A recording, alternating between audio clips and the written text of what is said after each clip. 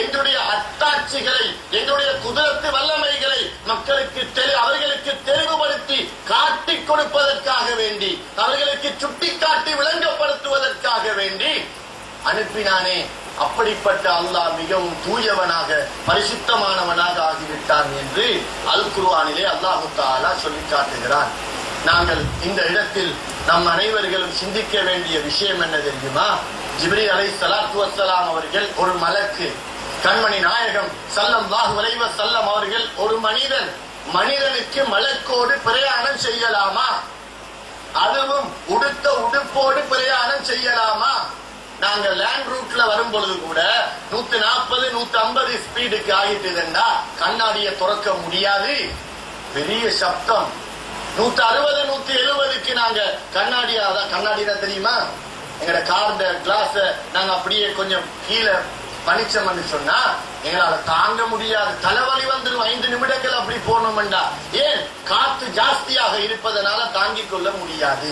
இது தரையில மட்டும். ஒரு பிளைட்ல போய்கொண்டிருக்கும் பொழுது அந்த ஜன்னல், அந்த கிளாஸ் எல்லாம் அப்படியே அடைக்கப்பட்டிருக்கும். எத்தனையோ டெக்னீஷியன் பார்த்து எந்த ஒரு சின்ன ஒரு பொத்தல், அப்படியா சின்ன ஒரு குழி, சின்ன ஒரு சில்லு, சின்ன ஒரு பொத்தல் இருந்தாலும் கூட அது அப்படியே சுத்தி கீழே விழுந்துரும். ஏன்? அது 800 900 ஸ்பீட்ல போகுது, காற்று உள்ளே வரக்கூடாது. ஆனால் ஒளியால் படைக்கப்பட்ட ஒரு மலக்கு முன்னால் இருக்கிறார். கண்மணி நாயகம் ஸல்லல்லாஹு அலைஹி வஸல்லம் அவர்கள் உடுத்த உடுப்போடு படுத்தெழும்பியவர்கள் அதிலே உட்கார்ந்து எந்த ஆக்சிஜனும் இல்லாமல் காத்து இவர்கள் வேகமாக ஆக காத்து அவர்களை எதிர்நோக்கும். காத்துக்கு அப்பால் பட்டவர்கள் காருண்ய நபி ஸல்லல்லாஹு அலைஹி வஸல்லம். நெருப்புக்கு அப்பால் பட்டவர்கள், தண்ணீருக்கு அப்பால் பட்டவர்கள் அவர்களுடைய கண்களால் பார்த்து கொண்டே சொல்கிறார்கள். ஜிப்ரீல் அலைஹிஸ்ஸலாம் அவர்களுடைய ஒரு ரெக்கை மஷ்ரிக்கிலே இருக்கும், அடுத்த ரெக்கை மக்ரிபிலே இருக்கும். சூரியன் உதிக்கிற இடத்தையும் பார்க்கிறார்கள், சூரியன் மறைகிற இடத்தையும் பார்க்கிறார்கள். அவர்களுடைய கண்கள் நம்முடைய கண்களை போன்ற கண்கள் அல்ல. நமது கண்களுக்கு மிக அருகில் கொண்டு வந்தாலும் பார்க்க முடியாது, மிக தொலைவுக்கு கொண்டு போனாலும் பார்க்க முடியாது. நமது காதுகளுக்கு நெருக்கி பெரும் சத்தத்தையும் கேட்க முடியாது, வெடித்துவிடும். தொலைவில் உள்ளதையும் கேட்க முடியாது. நமது சிந்தனைகளால் எந்த ஒன்றையும் பாரதூரமான விடயங்களை விளங்கிக் கொள்ள முடியாது. இந்த அனைத்திற்கும் அப்பால் பட்டவர்கள் கண்மணி நாயகம் ஸல்லல்லாஹு அலைஹி வஸல்லம். மூசா அலைஹிஸ்ஸலாத்து வஸ்ஸலாம் அல்லாஹ்வை பார்க்க வேண்டும் என்று ஆசைப்பட்டார்கள். அல்லாஹ்விடத்துல கேட்கிறாங்க, யா அல்லாஹ், நான் உன்னை பார்க்க வேண்டும், உன்னை எனக்கு காட்டு, நான் பார்க்க வேண்டும், உன்னை எனக்கு காட்டுவாயாக. கேட்ட உடனே அல்லாஹு தஆலா என்ன சொன்னான்? குர்ஆன்ல வருகிறது, லன் தரானி, நீங்கள் என்னை பார்க்கவே மாட்டீர்கள். பார்க்க முடியாது என்பதற்கும் பார்க்க கூடாது என்பதற்கும், பார்க்க மாட்டீர்கள் என்பதற்கும் பார்க்கவே மாட்டீர்கள் என்பதற்கு வித்தியாசம். லன் மதரசாக்கள்ல நஹு கிராமர் ஓதினவங்களுக்கு தெரியும், உலமாக்களுக்கு தெரியும். லன் லாம் நூன், லன் என்று வந்து அதுக்கு ஃபியூச்சர் டென்ஸ்ல ஒரு verb, ஒரு வினை சொல் ஒன்று வந்ததுண்டா அது நடக்காத ஒரு காரியம், எந்த கட்டத்திலும் நடக்காது. லன் தரானி, நீங்கள் என்னை பார்க்கவே மாட்டீர்கள் மூசாவே. இதுக்கு பிறகு இந்த விஷயத்தை நீங்க எனக்கிட்ட கொண்டு வரக்கூடாது. அதுக்காக ஒரு படிப்பினையை தருகிறேன், அதுக்காக ஒரு மிசாலை தருகிறேன், அதுக்காக ஒரு உதாரணத்தை தருகிறேன். உங்களுக்கு அருகாமையில் இருக்கக்கூடிய இந்த மலை, இந்த ஜபல், அந்த மலைக்கு என்னுடைய ஒளியில், என்னுடைய தஜல்லியாத்தில் ஒரு துளி பல கோடான கோடான கோடான கோடான கோடான கோடி மடங்குக்கு அதை பிரித்து அதில் ஒரே ஒரு சிறு துளி இந்த மலையின் மீது நான் எறிவேன். அந்த துளியையும் பார்க்க மாட்டீர்கள். காரணம், அது என்னிடத்தில் இருந்து வருகிறது. அந்த மலை உங்களை விட எவ்வளவு பிரமாண்டமாக இருக்கிறது மூசாவே. அந்த மலையை பாருங்கள், நான் யார் என்பதை கண்டு கொள்வீர் என்று சொல்லி ஒரு நேரம் கொடுக்கப்பட்டு அல்லாஹு தஆலா தனது தஜல்லியாத்தை, தனது ஒளியில் ஒரு சிறு துளியை அந்த மலை மீது எறிந்தான்.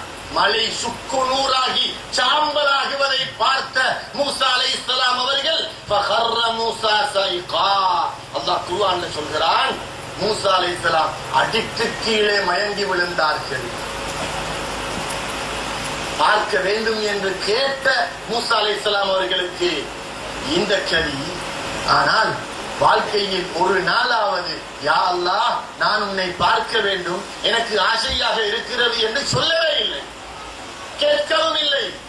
அல்லாஹ்வை நினைத்து தனது ஹபீபான ரசூல் ஸல்லல்லாஹு அலைஹி வஸல்லம் அவருடைய வாழ்க்கையில் ஒரு அற்புதத்தை முழு உலகமும் கியாமத் நாள் வரையில் பேசப்படும் அளவுக்கு நான் ஒரு இரவை அவர்களுக்கு அமைத்துக் கொடுப்பேன். அந்த இரவுதான் மிஅராஜுடைய இரவு. எங்களுக்கு விஷயம் விளப்பம் இல்லை என்றதனால எல்லா ராவ போல ஒரு ராவாக கலக்கிறோம். எங்களுக்கு விஷயம் தெரியாது, என்ன நடக்குது என்ன நடந்தது என்பது தெரியாததுனால நாம அந்த இரவை அப்படியே மேராஜா சரி வருஷத்துக்கு ஒரு தடவை பயான் மஜ்லிஸ் வைப்போமே, மேராஜ் இரவா சரி நாங்க எல்லாரும் ஒன்று சேர்ந்து சாப்பிட்டுட்டு கலைவோமே, அப்படி ஒரு அமைப்பு. மேராஜ் இரவு மனிதனால சிந்திக்க முடியாது. ஜிப்ரீல் அலைஹிஸ்ஸலாத்து வஸ்ஸலாம் அவர்களோட மக்கா முக்கர்ரமாவிலிருந்து பைத்துல் முகத்தஸுக்கு போய் கொண்டிருக்கிறாங்க. முஸ்லிம்ல வரக்கூடிய சஹீஹான ஹதீஸ், கண்மணி நாயகம் ஸல்லல்லாஹு அலைஹி வஸல்லம் அவர்கள் சொன்னார்கள், நான் இராவலி நடத்தி செல்லும் பொழுது மிஅராஜ் அன்று இரவு மக்காவிலிருந்து பைத்துல் முகத்தஸுக்கு நான் போகும் பொழுது மூசா அலைஹிஸ்ஸலாத்து வஸ்ஸலாம் அவர்கள் கபரிலே தொழுது கொண்டிருப்பதை என் கண்களால் பார்த்தேன் என்று சொல்கிறார். அந்த தொழுகை நமது 5 வக்து தொழுகை அல்ல, எல்லா நபிமார்களுக்கும் தொழுகை என்றொன்று இருந்தது. அது எப்படி என்று அவரவர்களுக்கு தான் தெரியும். எல்லா நபிமார்களுக்கும் ஜக்காத் இருந்தது, எல்லா நபிமார்களுக்கும் சதக்கா இருந்தது, நோன்பு இருந்தது, ஹஜ் இருந்தது. ஆனால் நமக்குத்தான் 5 வக்து, துல்ஹஜ் மாதத்திலே ஹஜ், ரமலான் மாதத்திலே ரமலான், 102% ஜக்காத்து, இது நமக்குரிய சட்டம். ஏனைய நபிமார்களும் தொழுதார்கள், ருக்கு இருந்தது, சுஜூது இருந்தது, இஹ்திதால் இருந்தது, தக்பீர் இருந்தது, எல்லாம் இருந்தது. நபிமார்கள் நினைத்ததை அவர்களுடைய கபரிலே செய்யலாம், ரசூல்மார்கள் நினைத்ததை அவர்களுடைய கபரிலே செய்யலாம். அல்லாஹு தஆலா அதற்கு உத்தரவு கொடுத்திருக்கிறார். அல்லாஹ்வுக்கு தெரியாமல் யாருக்கும் எதுவும் செய்ய முடியாது. அல்லாஹு தஆலாவின் நல்லடியார்களே, பேரன்பு பெருமக்களே, அல்லாஹு தஆலாவுடைய கிருபையினால் கண்மணி நாயகம் ஸல்லல்லாஹு அலைஹி வஸல்லம் அவர்கள் ஜிப்ரீல் அலைஹிஸ்ஸலாத்து வஸ்ஸலாம் அவர்களோடு மஸ்ஜிதுல் அக்ஸாவிலே வந்து பார்க்கிறார்கள். அவர்களுக்கு முன்னால் வாழ்ந்து வஃபாத்தாகி உலகத்தை விட்டு மறைந்து திரை போட்டுக் கொண்ட கிட்டத்தட்ட 1,24,000 நபிமார்களுடைய ரூஹுகளும் அங்கே ஹாதிராகி அவர்களை எதிர்பார்த்துக் கொண்டிருந்ததை கண்டு சந்தோஷப்பட்டு அனைத்து நபிமார்களோடு முசாஃபஹா செய்தார்கள். அனைத்து நபிமார்களையும் அணைத்துக் கொண்டார்கள். பிறகு அல்லாஹு தஆலா அவருடைய ஏவலின் பிரகாரம் சையதுனா முஹம்மது ரசூலுல்லாஹி ஸல்லல்லாஹு அலைஹி வஸல்லம் அவர்களுக்கு பின்னால் அவர்களை இமாமாக வைத்து அனைத்து நபிமார்களுடைய ரூஹுகளும் மஅமூமாக இருந்து 2 ரக்அத் தொழ வைத்தார்கள். தொழுத பிறகுதான் அங்கிருந்து மிஅராஜ் பயணம் ஆரம்பிக்கிறது. வானலோகத்தை நோக்கி அவர்கள் போகிறார்கள். ஏன் இந்த நபிமார்களை அல்லாஹ் அந்த இடத்திற்கு அழைத்தான் என்பதற்கு சூபியாக்கள், ஆலிமீன்கள், ஞானவான்கள் விளக்கம் சொல்கிறார்கள். பெருமக்களாகிய இமாம்கள் விளக்கம் சொல்கிறார்கள். அல்லாஹ்வை சந்திக்க போவதற்கு வழி அனுப்புவதற்காக வேண்டி, அல்லாஹ்வுடைய வீட்டை காபத்துல்லாஹ்வை தரிசிப்பதற்காக வேண்டியே நாம் அனைவர்களும் ஒன்று சேர்ந்து ஏர்போர்ட் வரையில போய் அவர்களுக்கு கண் கலங்கி அனைத்து கட்டி முத்தமிட்டு நமக்கு தேவையான அனைத்து தேவைகளையும் அவர்களிடத்திலே சொல்லி அவர்களை எந்த பாவம் செய்த மனிதனாக இருந்தாலும் நான் ஹஜ்ஜுக்கு போப்பறேன், நான் உம்ராவுக்கு போப்பறேன், நான் ஜியாரத்துக்கு போப்பறேன் என்று சொன்ன உடனே அவரை ஒரு மாபெரும் நல்லடியாராக கருதி அவர் செய்த பாவங்கள், அநியாயங்கள், துரோகங்கள், அக்கிரமங்கள் அனைத்தையுமே நீங்கள் மறந்து அவரை உங்களுடைய பாவங்களை, உங்களுடைய ஹாஜத்துகளை ஒப்படைக்கும் அளவுக்கு ஒரு நல்லடியானாக மாற்றிவிட்டீர்களே. ஏன்? அவர் போய் சந்திக்கும் வீடு அல்லாஹ்வுடைய வீடு, பைத்துல்லாஹ். அல்லாஹ்வுடைய வீட்டை சந்திப்பதற்கு இவ்வளவு பெரும் கண்ணியம் என்றால் அல்லாஹ்வுடைய வீடு என்ன, உலகம் என்ன, துனியா என்ன, ஆகிரா என்ன, அரிசி குர்சி லௌஹ் கலம் குதிரத்து வல்லமையான உலகத்தையே படைத்து ஆட்சி செய்து மறுமை நாளின் அதிபதியான சுவர்க்கத்திற்கு சொந்தக்காரனான அல்லாஹு தஆலாவை சந்திப்பதற்காக கண்மணி நாயகம் ஸல்லல்லாஹு அலைஹி வஸல்லம் அவர்கள் போகும் பொழுது அவர்களை கண்ணியப்படுத்துவதற்கு நபிமார்களை விட தகுதியான வேறு யாராவது இருப்பார்களா? அவர்களுக்கு சலாம் சொல்வதற்கு நபிமார்களை விட, ரசூல்மார்களை விட லட்சக்கணக்கான நபிமார்கள், நூற்றுக்கணக்கான ரசூல்மார்கள் அனைவர்களும் அந்த இடத்திற்கு வந்தார்கள். சந்தோஷமாக வழி அனுப்பினார்கள். போய் முதலாம் வானத்தை தட்டுகிறார்கள். முதலாம் வானத்திலே நபி ஆதம் அலைஹிஸ்ஸலாத்து வஸ்ஸலாம் அவர்கள் உள்ளே இருந்து கேட்கிறார்கள், யார் வந்திருக்கிறீங்க? அன ஜிப்ரீல், நான் ஜிப்ரீல் வந்திருக்கிறேன். ஜிப்ரீல் என்று தெரியும், உங்களோட யார் வந்திருக்கிறார்? ஏன் அனைத்து நபிமார்களும் கண்மணி நாயகம் ஸல்லல்லாஹு அலைஹி வஸல்லம் அவர்கள் அல்லாஹ்வை சந்திக்க போகும் செய்தியை முக்கியமான சில நபிமார்களுக்கு அல்லாஹ் அறிவித்து கபரிலிருந்து அவர்களுடைய ரூஹுகளை 7 வானத்திலும் ஒவ்வொரு கதவுக்கு பக்கத்தில் வைத்தார், கதவு திறப்பதற்காக.